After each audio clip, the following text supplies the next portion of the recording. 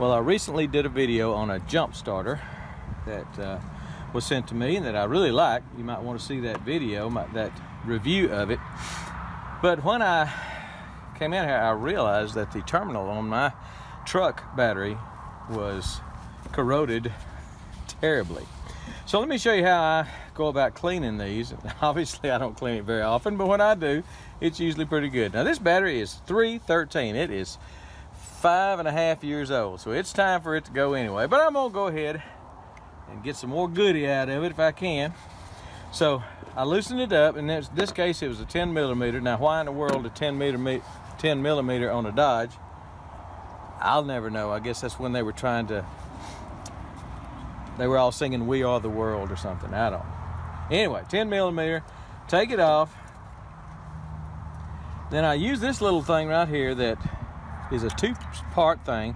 It gets inside the terminal, the wire terminal, and this part of it here goes on the outside of the terminal and cleans it. That wire brush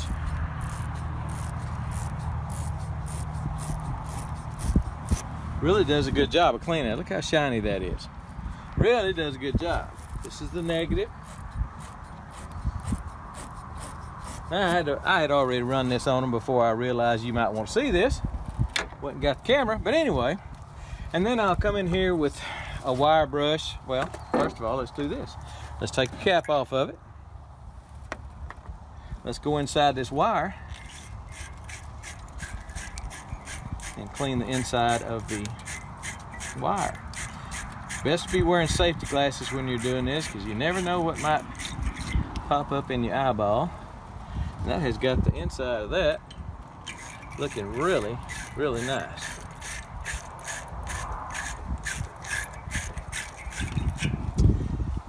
Both of them, positive and negative.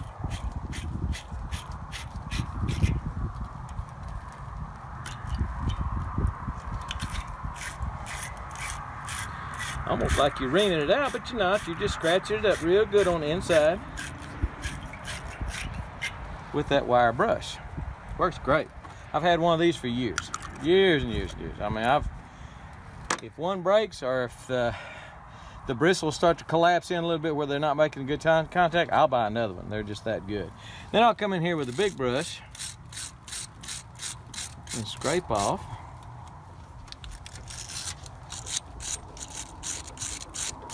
You know what? I need to practice what I preach. Let me go in there and get some safety glasses. You know, I got hit in the eye with something about a year ago, and it has caused me some problems. So now when I am prompted in my heart to put on safety glasses, I do it. Now you can also come in here with a baking soda and water. That does a pretty good job. If you do that, make sure your caps are on tight. You do not want a baking soda to get inside the battery. It will nullify the charge.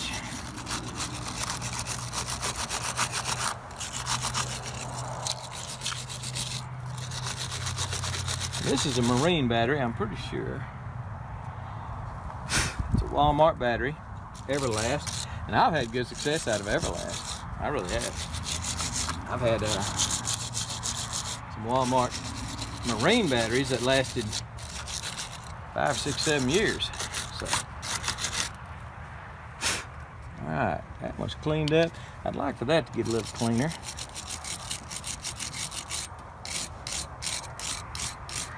And that wire brush on your skin doesn't feel good, so kind of keep your hand away from it.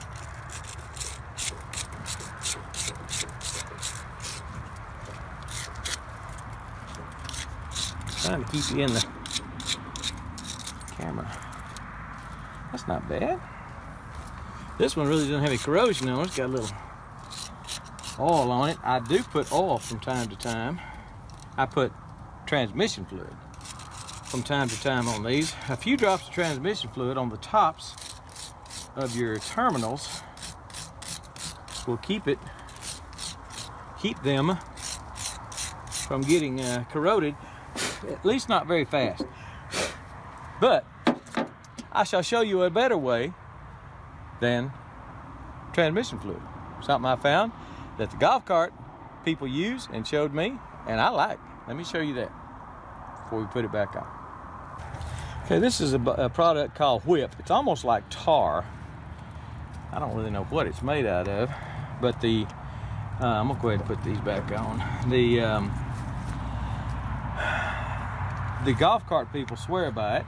They have done my cart. In fact, one time I was in there and they said, make sure you whip it. And I said, what?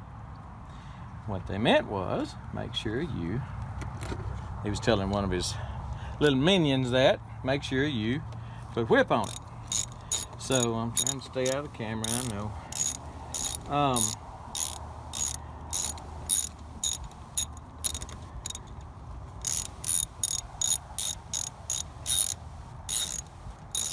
If you don't have a good set of sockets, you need one.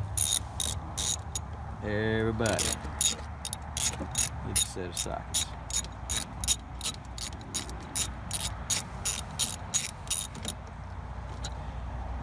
Good ratchet, a set of sockets.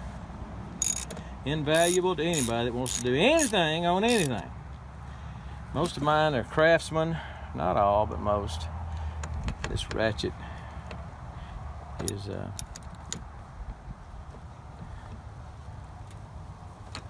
is Master Mechanic. That's cheap. The other one on there. And when you're working around this, make sure you don't. This is the positive side, so make sure, especially if the negative side's already hooked up, that you don't bring this thing down there and touch that metal, because you're gonna get an arc. Because you're gonna be touching something that is grounded. Touching something grounded with something that is positive, that is charged. So anyway,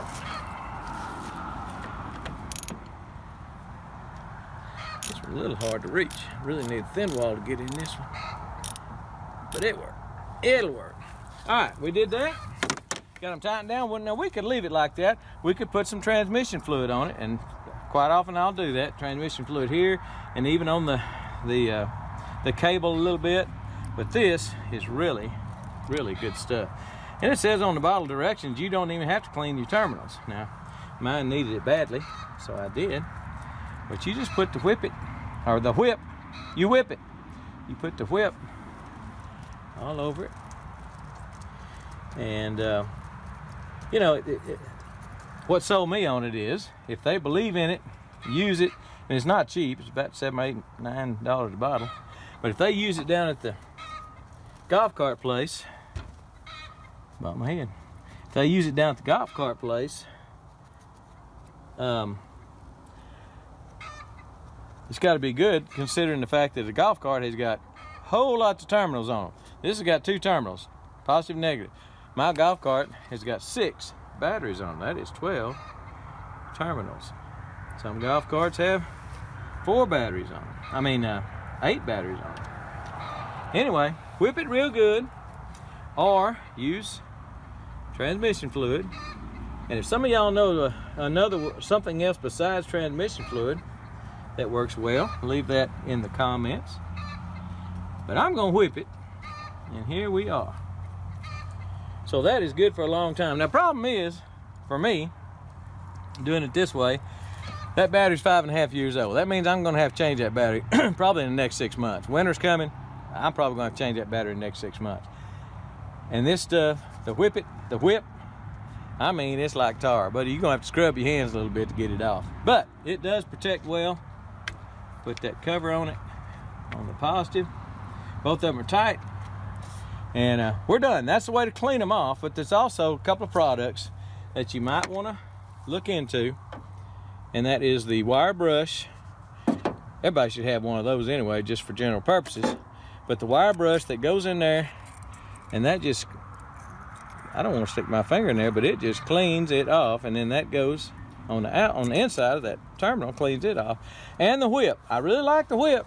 I use the whip all the time. Obviously, I didn't use it on this vehicle because it corroded too bad. Anyway, here we are. Gonna have to put a new battery on it in a little while, but I'm gonna wait and get all the goodie out of it I can. I'm gonna wait till it slap dies.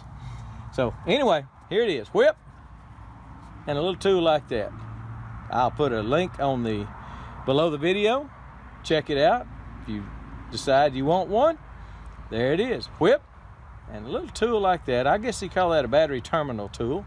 I'll look it up on Amazon. I'll put you a link to something that is either that or like that, pretty much like that, and you will you'll enjoy using it. Quick, easy, and this time of year, like I say, it's winter coming on, especially this time of year. You need to check your terminals because it's tough trying to start a car in the wintertime, especially you folks up north. Y'all know how tough it is, and it's tough on the battery. So keep those terminals clean and whip it. Brush it and whip it. If you don't want to whip it, put some transmission fluid on it, just a few drops on top of it. Transmission fluid's thin, it'll go down in there, it'll cover it pretty good, or brush it on, whatever.